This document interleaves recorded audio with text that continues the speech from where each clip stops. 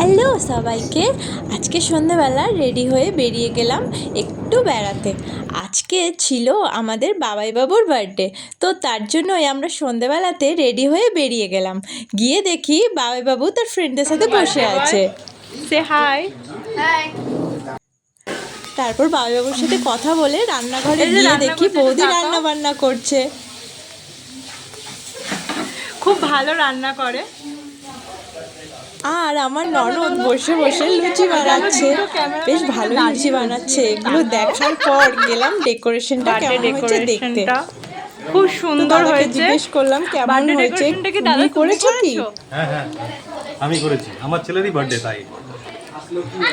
তারপর একটু ফটো টোটো ক্লিক করে গেলাম রান্নাঘরে। গরম গরম একদম কচুরি না, অ্যাকচুয়ালি এটা ডালপুরি যাই হোক।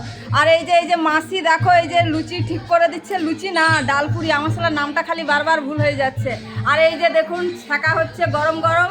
এখানে সবাই রান্নার ঠাকুর, বুঝতে পারছেন তো, আসলেই একদম গরম গরম, খেলেই জিভে ছাকা। কে কে খাবে চলে আসুন সবাই এখানে। হ্যাঁ কে কে খাবি ভালো করে ডাকতে হবে যে আসুন আপনারা এখানে খাওয়ার জন্য। এরকম ভাবে বললে কেউ আসে? ডালপুরি বানাচ্ছি, আমার ননদ ভাজছে, যে যে খাবে চলে আসো। যে যে খাবে চলে আসো, সবাইকে আসার ওয়েলকাম। আর এই যে মাসি বলে বলে দিচ্ছে যে এটা এইভাবে করো, না হলে ভুল হয়ে যাবে, কেউ খেতে পারবে। বাবাই বাবু দিদিমা দিল বাবাই বাবুকে একটা সাইকেল, আর ভাই বলছে তোরা এত ভিডিও করছিস কেন?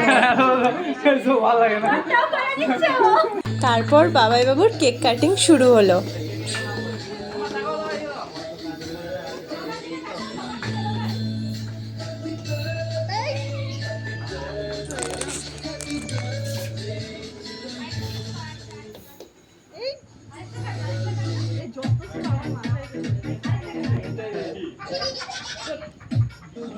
এখন টাচ করো না।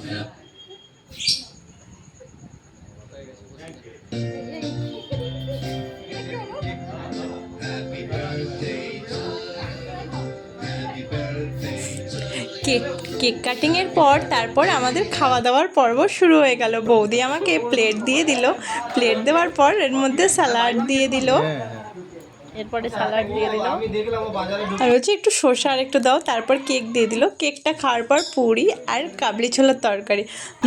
সত্যি বলতে কাবলি ছোলাটা কিন্তু খুব সুন্দর হয়েছিল। ওটা দিয়ে খাবার পর আমাকে একটু রাইস দিয়ে গেল।